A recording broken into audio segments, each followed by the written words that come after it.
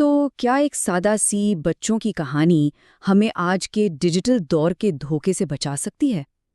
آئیے اسی بظاہر معصوم سی کہانی کا تجزیہ کرتے ہیں اور دیکھتے ہیں کہ یہ ہمیں سچائی کو پرکھنے اور اپنی اندر کی آواز پر بھروسہ کرنے کے بارے میں کیا سکھاتی ہے۔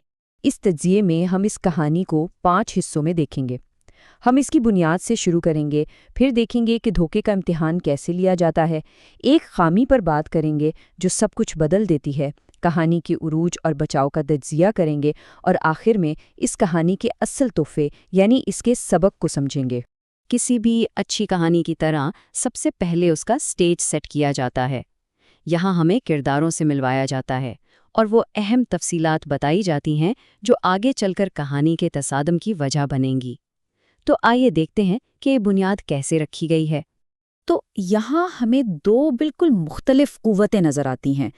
ایک طرف ہے ماں خرگوش کی بتائی ہوئی بات، یعنی ایک محفوظ اور بھروسے والا سچ، اور دوسری طرف اندھیرے میں چھپی ایک لومڑی فینگ، جو اسی سچائی کو اپنے فائدے کے لیے ایک ہتھیار کے طور پر استعمال کرنے والی ہے۔ اور بس یہیں سے کہانی کا اصل مقابلہ شروع ہوتا ہے۔ ویلن کا منصوبہ بن چکا ہے اور اب دھوکے کا کھیل شروع ہونے ہی والا ہے۔ سمجھیں کہ یہ وہ چنگاری ہے جو آگے چل کر پوری کہانی میں آگ لگائے گی۔ اچھا، تو منصوبہ تو بن گیا، اب وقت ہے اس پر عمل کرنے کا۔ کہانی کا یہ حصہ ایک طرح سے ذہنی جنگ ہے، ایک طرف دھوکہ دینے والا اور دوسری طرف اس کا شکار، اور ہر قدم پر خطرہ بڑھتا جا رہا ہے۔ تو یہ جو لومڑی ہے فینگ، وہ ایک ایک کر کے ماں کی بتائی ہوئی ہر نشانی کو نقل کرنے کی کوشش کرتی ہے۔ مطلب وہ اپنی چیک لسٹ پوری کر رہی ہے، اور ہر بار جب وہ ناکام ہوتی ہے تو اس کا ارادہ اور بھی پکا ہو جاتا ہے۔ یہاں للے کا پہلا ہی اعتراض بتا دیتا ہے کہ وہ کتنی ہوشیار ہے۔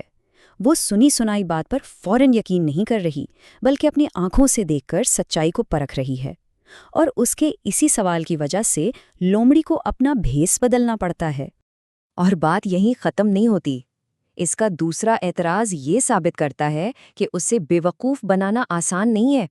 وہ باقاعدہ اپنی ذہنی چیک لسٹ کو سامنے موجود حقیقت سے ملا رہی ہے، یعنی ہر سوال کے ساتھ خطرہ اور بڑھ رہا ہے، اور لومڑی کو اپنا دھوکہ مزید بہتر، مزید پکا کرنا پڑ رہا ہے۔ اسے للی کے ہر اعتراض کا جواب ایک نئے بھیس کے ساتھ دینا پڑتا ہے۔ اور یہ آخری امتحان، یعنی سلیج والا سوال، بہروپیے کو اس کی حدوں تک لے جاتا ہے۔ وہ ایک تقریباً کامل بھیس تو بنا لیتا ہے، لیکن یہ بھیس آخر میں ناقص ہی رہتا ہے۔ تو بظاہر تو لومڑی نے سارے ٹیسٹ پاس کر لیے ہیں، کپڑے، داڑھی، پیٹ، سب کچھ، لیکن اب کہانی ایک ایسے موڑ پر آتی ہے جہاں یہ ساری ظاہری چیزیں بیکار ہو جاتی ہیں۔ اب بات ایک ایسی تفصیل کی ہے جسے نقل کیا ہی نہیں جا سکتا، اور یہیں سے کہانی کا اصل سبق شروع ہوتا ہے۔ دیکھیں، یہی اس کہانی کا سب سے اہم موڑ ہے۔ للی اب اپنی چیک لسٹ سے آگے نکل گئی ہے۔ اب وہ کسی چیز کو نہیں بلکہ ایک احساس کو، ایک جذباتی پہچان کو پرکھ رہی ہے، اور یہ وہ چیز ہے جسے بنانا یا نقل کرنا تقریباً ناممکن ہے۔ اب دھوکہ دینے والے کی آخری کوشش کیا ہے؟ وہ اسی احساس کی، اسی مسکراہٹ کی نقل کرنے کی کوشش کرتا ہے، اور کچھ دیر کے لیے للی اس کے جال میں آ بھی جاتی ہے اور دروازہ کھولنے کے لیے تیار ہو جاتی ہے۔ تو سوال یہ اٹھتا ہے کہ وہ یہ ایک چیز کیوں نہیں کر سکا؟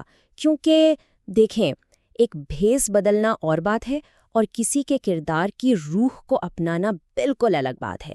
مسکراہٹ صرف چہرے پر نہیں ہوتی، وہ اندر سے آتی ہے۔ تو دھوکہ تقریباً کامیاب ہو ہی چکا تھا، اور اب ہم کہانی کے کلائمیکس پر ہے، وہ لمحہ جہاں سب سے زیادہ ٹینشن ہوتی ہے۔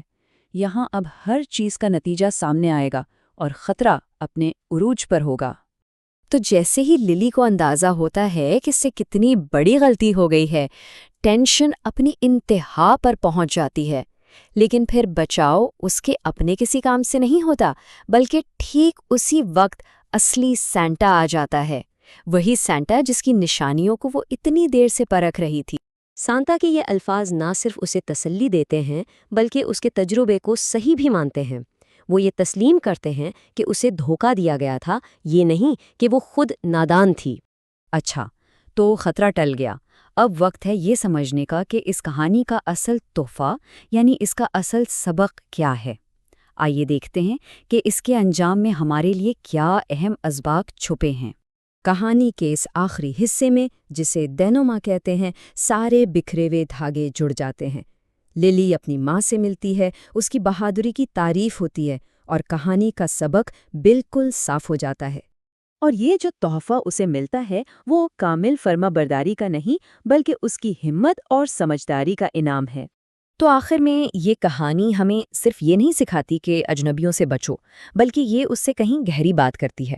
یہ ہمیں تنقیدی سوچ سکھاتی ہے، اپنی اندر کی آواز پر، اپنی انٹیوشن پر بھروسہ کرنا سکھاتی ہے، اور یہ وہ سبق ہیں جو کسی بھی عمر میں، خاص طور پر آج کے دور میں، بہت ہی اہم ہیں۔ اور یہی اس کہانی کی اصل خوبصورتی ہے۔ یہ ہمیں آج کے ڈیجیٹل دور کے لیے ایک بہت بڑے سوال کے ساتھ چھوڑ جاتی ہے۔ سوچنے کی بات یہ ہے کہ جب دھوکہ دینا اتنا آسان اور اتنا جدید ہو گیا ہے، تو ہماری اپنی نرم مسکراہٹ کیا ہے؟ ہم اصلی اور نقلی میں فرق کیسے کریں گے؟